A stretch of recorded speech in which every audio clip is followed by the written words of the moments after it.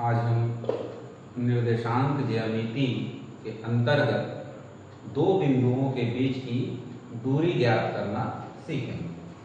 Suppose P x1 y1 और Q x2 y2 कोई दो पॉइंट हो जिसका निर्देशांक दिया हुआ है x1 y1 और Q बिंदु का निर्देशांक हमारे पास x2 y2।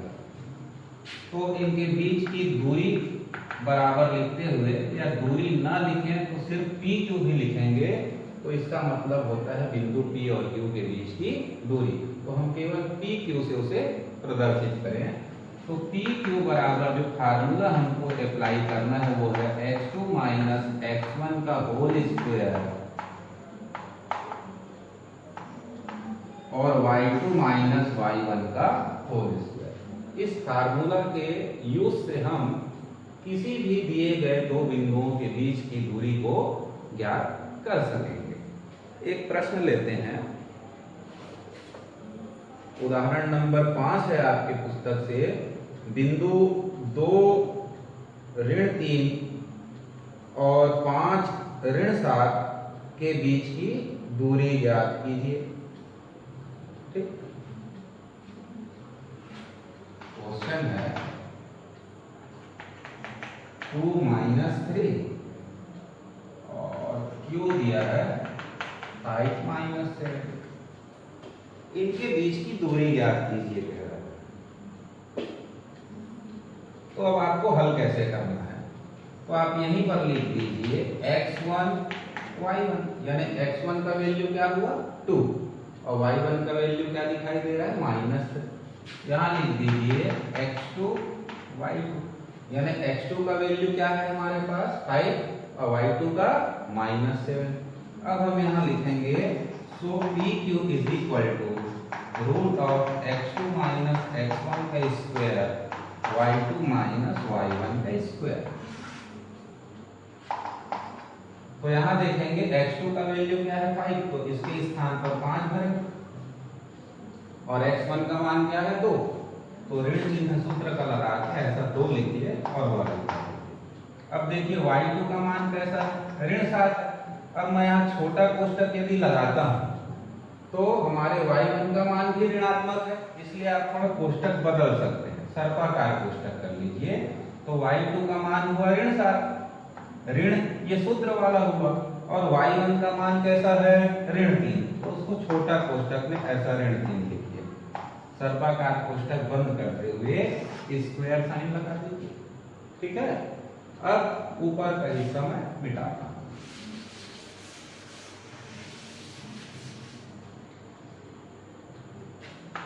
5 में से 2 गया 3 का वर्ग। यहाँ छोटा कोष्टक खोलेंगे तो बाहर का जो सर्पाकार कोष्टक है वो छोटा कोष्टक का रूप ले लेगा। तो ऋण 7, यहाँ ऋण और अंदर का ऋण मिलकर के हुआ घन 3 का वर्ग, वर्गमूल के अंदर 3 में 7 गया ऋण 4, 3 का वर्ग करेंगे तो 9 और ऋण 4 गुणित ऋण 4 16, 16 9 25 और 25 का वर्गमूल हम सब जानते हैं कितना होता है 5। तो दोनों बिंदुओं के बीच की दूरी कितनी हो गई 5। ठीक है, अब हम एक्सरसाइज से सवाल लेते हैं।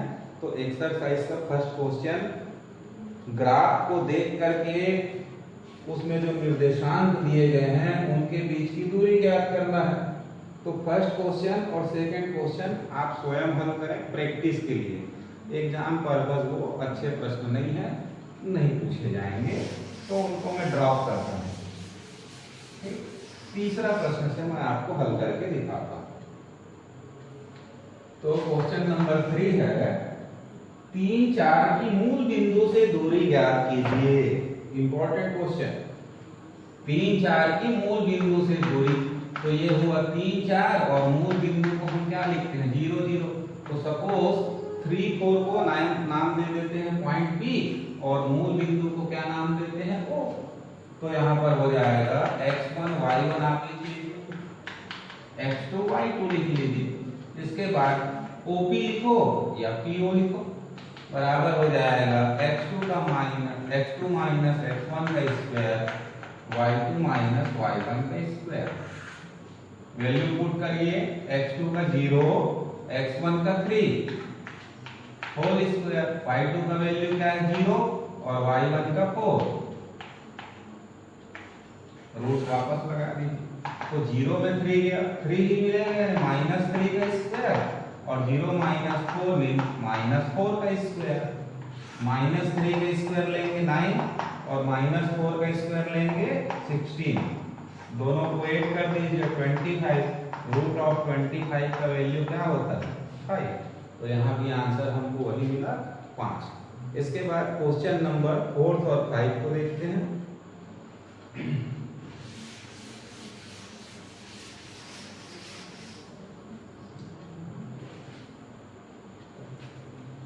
क्वेश्चन नंबर 4 में दिया है यदि PA बराबर PB हो तथा बिंदु A और B के निर्देशांक क्रमशः 2 0 माइनस 2 4 हो और P y अक्ष पर स्थित हो तो P का निर्देशांक ज्ञात कीजिए।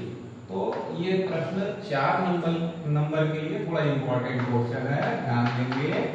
दिया है A का कोऑर्डिनेट दिया है, B कोऑर्डिनेट दिया है 2 0 माइनस 2 4 और दिया है PA बराबर PB और P जो है y अक्ष पर स्थित है, P y अक्ष पर स्थित है। तो करना क्या है, हमको P निर्देशांक को ज्ञात करना है। अगर हम इसका डायग्राम देखें तो कैसा होगा, सपोज ये कोई पॉइंट P है, यहाँ A है, यहाँ B है। तो ये P से A के बीच की दूरी और B के बीच की दूरी दोनों कैसा है, बराबर है। तो इस पॉइंट P का निर्देशांक क्या होगा, जबकि P कहाँ स्थित है, y अक्ष पर स्थित है। तो y अक्ष पर स्थित किसी बिंदु में x का मान क्या होता है, पिछली कक्षा में बताया था, याद करिए 0। ठीक, तो माना P 0 y है, यानी x का वैल्यू वहां 0 होगा और y वाले की जगह कुछ न कुछ y का मान होगा, तो यहाँ y लिखिए। तो माना P इस प्रकार है। अब अकॉर्डिंग टू क्वेश्चन, प्रश्नानुसार हम क्या करेंगे, PA बराबर PB लिख लेंगे। PA मतलब इन दोनों के बीच की दूरी। अब यहाँ पर थोड़ा क्या है, आप डिस्टेंस वाला कम से कम 4-5 उदाहरण को और बनाइए जिससे आपको डिस्टेंस निकालना जल्दी हो। तो यहाँ देखिए, हम इसको अगर x1 y1 लेते हैं तो इसको x2 y2 लेके चलेंगे। तो डिस्टेंस निकालने के लिए फार्मूला लगाएंगे। तो फार्मूला अब यहाँ पर मत लिखिए, नहीं तो आप कंफ्यूज हो जाएंगे। तो मैं आपको थोड़ा सरल ढंग से दिखाऊं। जैसे ये A पॉइंट हुआ आपका 2 0 और P पॉइंट हुआ 0 1। तो क्या करते हैं, x2 माइनस x1, तो यहाँ फार्मूला मत लिखिए, 0 माइनस 2 लिख दीजिए डायरेक्ट का होल स्क्वायर, फिर y माइनस 0 लिखिए और इसका होल स्क्वायर करिए, बराबर P और B के बीच का डिस्टेंस लेना है PB। तो B क्या है, -2 4 है। अब यहां जैसे लेते हैं तो इसको फिर x2 मानिए और इसको x1 मानिए। तो 0 माइनस -2 तो क्या हो जाएगा, 0 + 2 का वर्ग और y माइनस 4 का स्क्वायर। इस प्रकार से थोड़ा साइड लीजिए। यहाँ भी हम x1 x2 ही प्रयोग करेंगे फार्मूला के रूप में। तो यहाँ 3 पॉइंट है, तो एक को अगर x1 y1 नाम देंगे तो दूसरे को x2 y2 देना पड़ेगा और तीसरे को x3 y3 देना पड़ेगा। तो उसको हमको मन में समझना है कि हम जब दो बिंदुओं के बीच की दूरी निकालते हैं तो एक पॉइंट हमारा x1 y1 है और दूसरा पॉइंट x2 y2 है। जब इन दोनों के बात करें तब, और जब इन दोनों में बात करेंगे तो फिर चेंज हो जाता है। ठीक है, तो ये लिखा हुआ समझ में आया आपको। अब आगे इसको सॉल्व करने के लिए बाकी हिस्सा को हम निकाल देते हैं। अब देखिए 0 - 2, तो 0 में 2 गया, 2 ही बचेगा और 2 का स्क्वायर क्या मिलेगा 4। और यहाँ से क्या मिलेगा वाई स्क्वायर इन रूट 0 + 2 का होल स्क्वायर 4 और y - 4 का स्क्वायर तो a स्क्वायर फिर माइनस b है तो b का स्क्वायर यानी 4 × 16 और -2ab तो 4 × 4 और उसका दुगना कर देंगे तो कितना हो जाएगा 8y। ये भी रूट के अंदर होगा। इस स्थिति में हमको पक्षांतर करने में तकलीफ होता है तो रूट साइन हटाने के लिए दोनों पक्षों का वर्ग करेंगे तो ये हो जाएगा। हम सिर्फ इतना लिख दें वर्ग करने पर तो पर्याप्त होगा। 4 धन y का वर्ग बराबर 4 धन y का वर्ग धन 16 ऋण 8y। आप सभी पदों को इधर ले आइए तो क्या होगा देखिए ये 4 अपने पास पहले से है y वर्ग है इधर आया ऋण 4 इधर आया ऋण y का वर्ग इधर आया ऋण 16 इधर आया धन 8y उधर से सब कुछ आ गया तो क्या बचेगा 0। तो देखेंगे +y वर्ग -y वर्ग कैंसिल 4 - 4 कैंसिल। अब हम चाहें तो फिर से ऋण 16 को उधर भेज दें तो 8y बराबर हो जाएगा 16 तो y बराबर 16/8 तो 8 दूनी 16 यानी y बराबर 2 आया। अब हमारा जो p का वो कैसा था 0y था इसलिए p का जो निर्देशांक मिलेगा वो क्या मिलेगा 0 2 मिलेगा। तो इस प्रकार से ये बड़ा प्रश्न है दीर्घ उत्तरीय में इसको परीक्षा में पूछा जा सकता है। ठीक है ध्यान से देखें समझें नहीं आया हो तो एक बार फिर से रीबैक होकर के देखेंगे।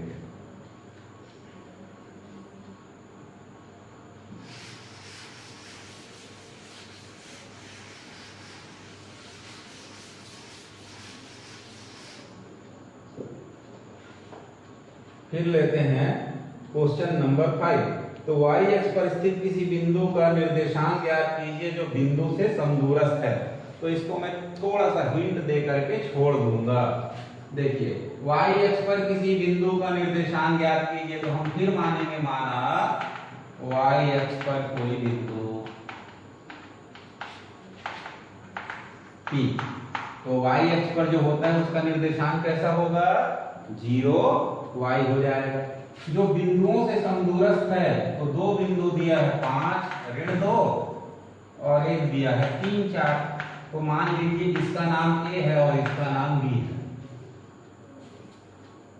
तो यहाँ सेम प्रश्न क्रमांक 4 जैसा ही बनेगा। वहां आपको p a b देने के बाद लिखा हुआ था कि p a बराबर pb यानी जो पॉइंट P है उसका A से दूरी और B से दूरी दोनों बराबर है यानी समान दूरी है यानी समदूरस्थ हैं। तो यहाँ पर उसी को शब्दों में बताया गया कि जो पॉइंट P है A और B से समदूरस्थ है यानी अकॉर्डिंग टू क्वेश्चन यहाँ भी हमको क्या लेना पड़ेगा PA बराबर PB लेकर के आगे जो पिछला प्रश्न बनाए हैं उसी प्रोसेस से हम इसको सॉल्व करेंगे तो इसका आंसर हमको मिल जाएगा। तो मैं आशा करता हूं कि आप क्वेश्चन नंबर 4 को एक बार रिपीट देख लीजिए और उसके बाद फिर इस क्वेश्चन को बनाने का प्रयास करेंगे तो बन जाएगा। नहीं बनने पर आप पूछ सकते हैं। फिर देखते हैं इस एक्सरसाइज का लास्ट क्वेश्चन नंबर 6।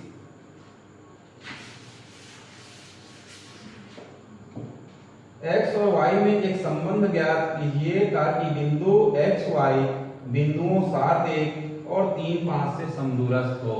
तो एक पॉइंट यहाँ पर हम ले लिए xy दूसरा दिया है 7 1 और एक पॉइंट दिया है 3 5। अब यहाँ पर रिलेशन ज्ञात करना है किसके किसके बीच में x और y के बीच में। और कैसा रिलेशन है कि जो x y पॉइंट है ये पॉइंट 7 1 और 3 5 से समदूरस्थ है। सेम क्वेश्चन यानी चौथा पांचवा छठवां में एक ही लॉजिक लगा हुआ है। तो इसको हम P मान लें इसको A मान लें इसको B मान लें तो प्रश्नानुसार हम कैसा हल करेंगे कि PA बराबर कैसा है PB है। इसी लॉजिक को लेके चलेंगे और आगे सॉल्व करने से जो भी लास्ट कंडीशन हमको या जो भी समीकरण मिलेगा वही x और y के बीच में संबंध होगा और हमारा आंसर होगा। तो मान लीजिए ये पॉइंट P हो गया ये हो गया। तो हम PA कैसे निकालेंगे तो x ऋण 7 का वर्ग और y ऋण 1 का वर्ग। फार्मूला तो अब तक याद हो गया होगा आपको, x2 माइनस x1 का square plus y2 minus y1 का स्क्वायर। अब यहाँ पर पॉइंट P और B है, तो ऐसा तो x माइनस 3 का स्क्वायर और y माइनस 5 का स्क्वायर।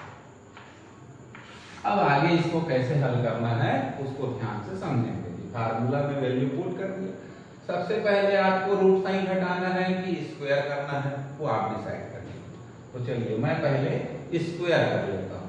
तो क्या होगा, a माइनस बी का होल स्क्वायर, a का स्क्वायर, फिर b यानी 7 का वर्ग 49, फिर इन दोनों का गुणा करके डबल करते हैं तो बनेगा माइनस 2ab। तो 7x का डबल 14x, y का स्क्वायर, फिर a का वर्ग, 1 और y का गुणा y और उसका डबल 2y, याद, और हम सबको रूट में लिख दिए। इधर भी वही प्रोसेस लगाना है, a स्क्वायर फिर 3 का स्क्वायर यानी 9, 3x हुआ उसका डबल करेंगे तो माइनस 2ab पे आ गया 6x, फिर y स्क्वायर 5 पंचे 25 और 5 दूनी 10y, इसको भी कर दिया।